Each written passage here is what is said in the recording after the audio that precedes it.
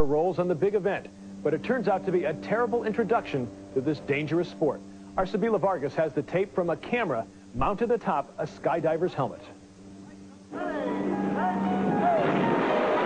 Several thousand feet above England, a spectacular view of a thrilling sport.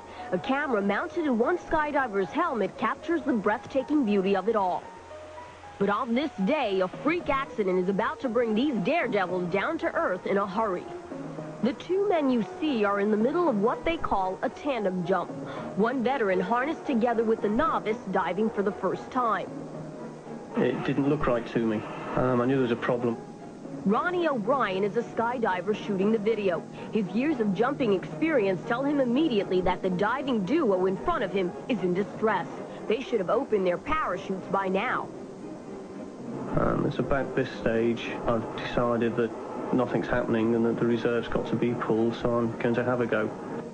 Somehow O'Brien gets close. To his horror, he discovers that a cord has wrapped itself around instructor Mike Smith's neck, choking him. He's unconscious. The student jumper hanging onto Smith has no idea what's going on. No idea that he and his instructor are in a death plunge, spiraling straight toward Earth.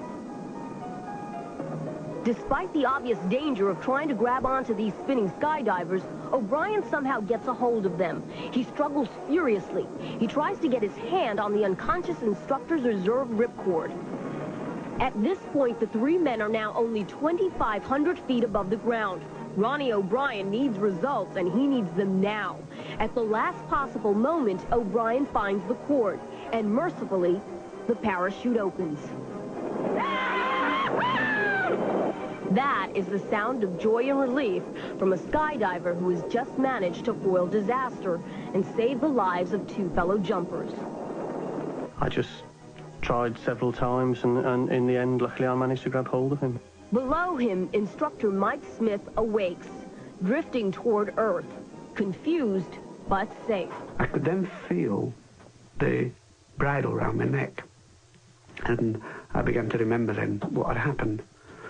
And I thought, oh, well, I must have pulled the reserve parachute. I had no idea that Ronnie had done it at that point. No, Smith says the last thing he remembers after jumping out of the plane was realizing that the cord had somehow wrapped around his neck. So I started to reach for the knife, which I kept on my trouser pocket. And at that point, I began to lose consciousness. And I don't remember anything from there on until I came to again underneath a parachute.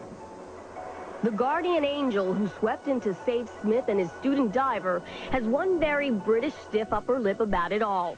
He wants no talk about being a hero. I think a hero is somebody who has time to think about what they're doing and still reacts to it. I didn't have any time at all, and it was a fairly simple, straightforward thing. I'm really not into all this heroism bit at all. That kind of talk simply did not fly when Ronnie O'Brien was summoned to an audience with Her Majesty Queen Elizabeth, who honored O'Brien with the Queen's Medal of Gallantry. It was very nice.